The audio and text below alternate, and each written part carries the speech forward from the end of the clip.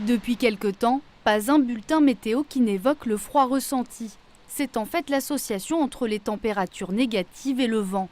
La sensation de froid est alors beaucoup plus vive pour le corps.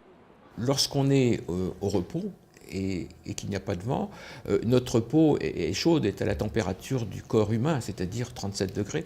Et donc la surface de la peau est chaude et elle est recouverte d'une fine couche d'air qui est chauffée à la température de la peau. Maintenant, si vous avez du vent, cette fine couche d'air chaud va être évacuée et donc vous aurez votre peau qui sera à la température de l'air froid et non plus à la température de cette couche d'air réchauffé par la peau. La sensation de froid varie d'une personne à l'autre. Cette notion de froid ressenti est donc à manier avec précaution.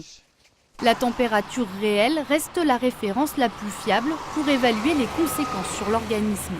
Et malgré des chiffres parfois sensationnels, ces pics de froid ne sont pas les plus mortels.